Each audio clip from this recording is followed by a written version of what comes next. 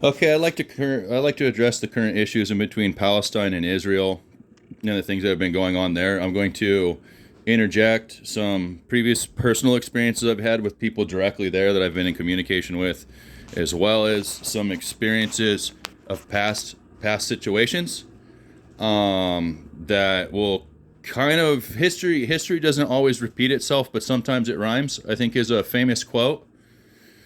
And so what we're seeing is kind of the rhymes of what you had seen in Auschwitz, and we've already had at least three that I've seen Jewish Holocaust survivors saying this is not right. This is precisely what was done to the people in Israel.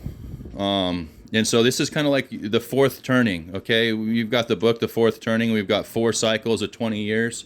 Well, in the 1940s is when we had the Holocaust, and we're 80 years later. We're going right back into the same cycle. I would like us not to repeat the same cycle of foolishness that we're seeing. The saddest thing is that we're seeing it. The same people who had it done to them 80 years ago forgot what it felt like, and they're doing it to other people now. So I can't really relate to the hypocrisy and the foolishness of not seeing the past, recognizing one of the most famous books out there that talks about repeated processes in history and allowing it to occur again, in your own domain.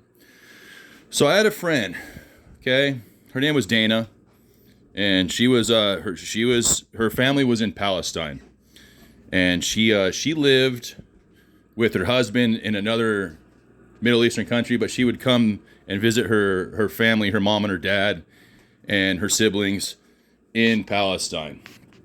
And this was during the war. This is a few years back. And so she was really upset one day. And I used to talk with her and her husband on a regular basis. It's kind of funny because my name is the Messiah of Christianity, and her husband's name is the Messiah of the Muslim religion. And so that's kind of funny because we always got along, right? But it's kind of, I think it's interesting because both those religions have the preconceived notion that they're supposed to be not aligned with each other in a way to where they can live in a cooperative way, which is a lie. It's really a lie, and all it does is cause discourse and war. And so you look at India, and what they like to say is that you can't shake hands with a clenched fist. And what I'm seeing is Israel won't unclench their fist. They're ruling with what you would call an iron fist. And that's a little bit power hungry, I would say. And it's not about what's right at this point. It's about who's winning. And you can see that in their behavior. There's a bronze statue of an Auschwitz survivor, and I believe it stands in front of the Auschwitz camp in Germany.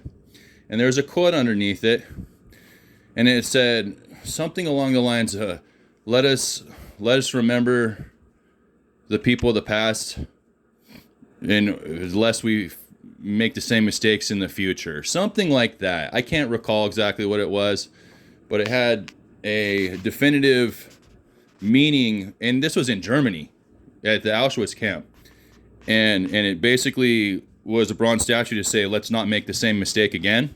And you can see Germany has not made the same mistake again.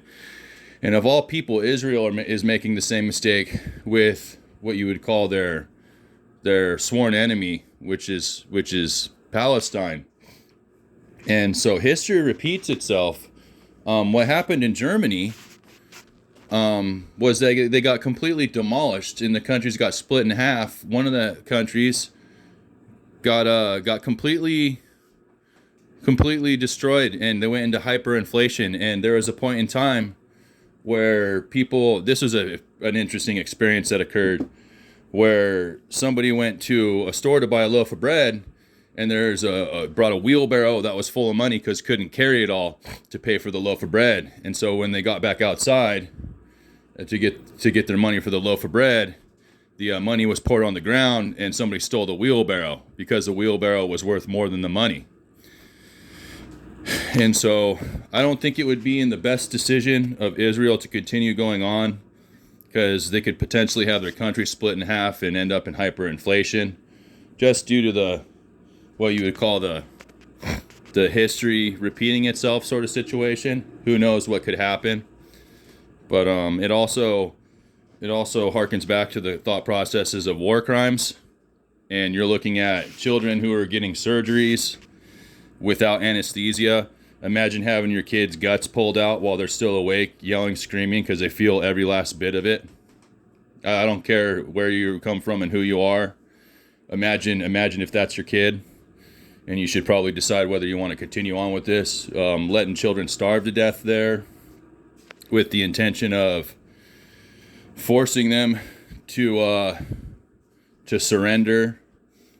And shaking hands is much better than ruling with an iron fist, especially if you can shake hands with somebody who's willing to make agreements and mutual understanding amongst each other.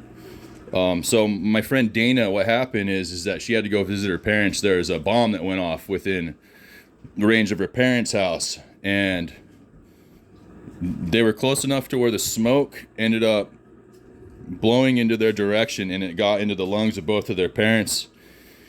And I believe it was her father. Her father was laid out all night, wheezing and barely able to breathe. And so she had to sit there over the course of the whole night. And this wasn't, they didn't get hit by the bomb directly. This was just the smoke that came off of the debris that burnt because of the bomb. So it could have been fiberglass. It could have been toxic smoke from the explosion itself. I can't say, but you know, we would call it collateral damage from an explosion. And she had to stay up all night in horror, wondering whether her father was going to survive that all night. And so my mentality is you think about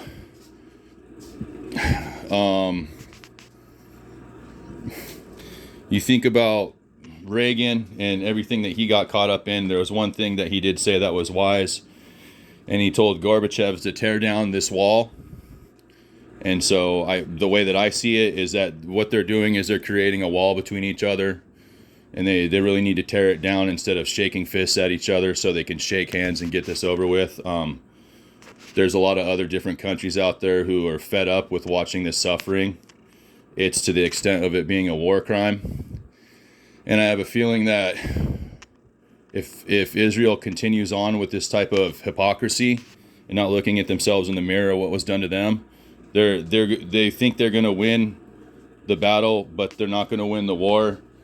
And when they lose the war, they might be in a worse situation than they ever could imagine to begin. So please stop fighting and figure it out.